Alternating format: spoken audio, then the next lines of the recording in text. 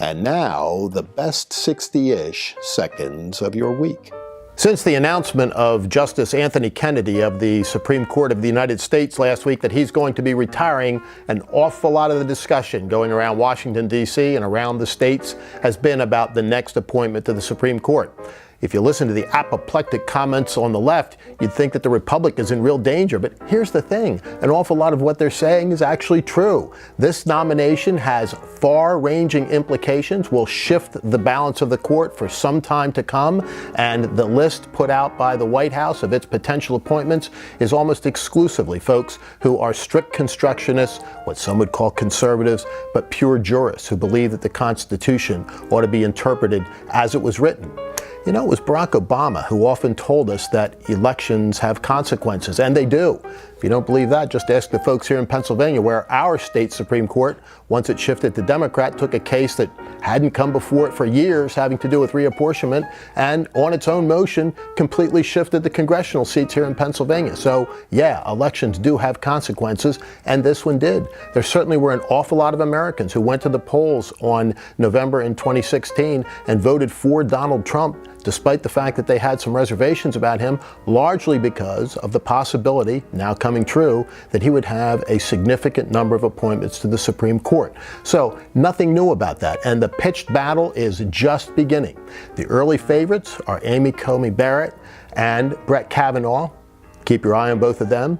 As a good Pennsylvanian, I continue to root for Thomas Hardiman, but either one of those two would be wonderful, and I think they're the leading candidates at this point, but let's wait and see. But here's something I think we ought to consider. Think about the history of Supreme Court appointments and the nomination process. Byron Whizzer White, appointed by John Kennedy half a century ago, had his confirmation end within 4 days of his nomination. Think about that. He had a Senate hearing, lasted 90 minutes or so, and then a Senate vote, and by acclamation, he was on the Supreme Court of the United States. Ditto for Lyndon Johnson. He got Arthur Goldberg and even Abe Fortas through on acclamation votes.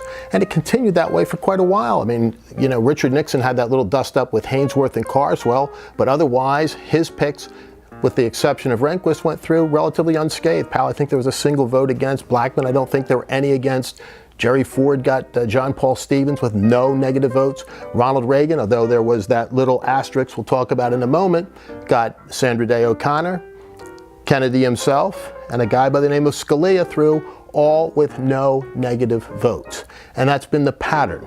The little asterisk, of course, was the famous Robert Bork incident in 1987, and then, of course, the dust-up with Clarence Thomas in 1991.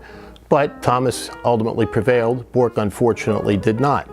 But going forward, even Ruth Bader Ginsburg had just, I think, 3 votes cast against her when President Clinton nominated her for the court. But now you've got a situation where Neil Gorsuch, a fabulous jurist by anybody's definition, who had passed muster through the Senate previously in his confirmation hearings for lower courts, has to struggle to get onto the Supreme Court.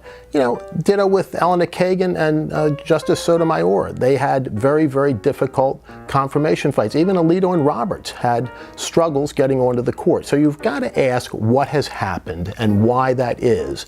A lot of reasons into that. We can talk about them some more next week, because there's no doubt that SCOTUS, the Supreme Court of the United States, and its nomination is going to be a big topic of discussion.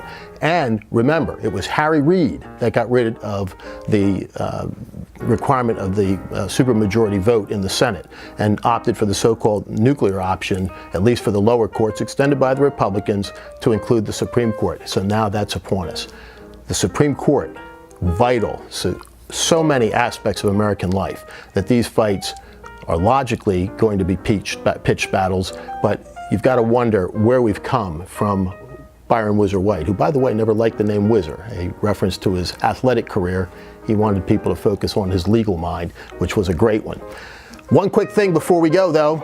Summer reading list. It'll all be out next week, promise. But in the meantime, Better to Best, How to Speak for Extraordinary Results Every Time by David Dempsey.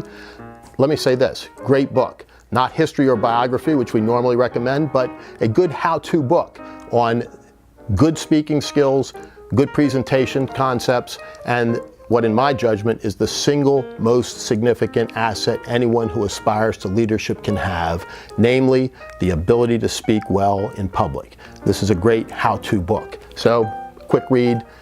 Steve Forbes is the guy who endorses it, saying even Lincoln would have been impressed. It doesn't get much better than that. And it doesn't get much better than the best 60-ish seconds of your week.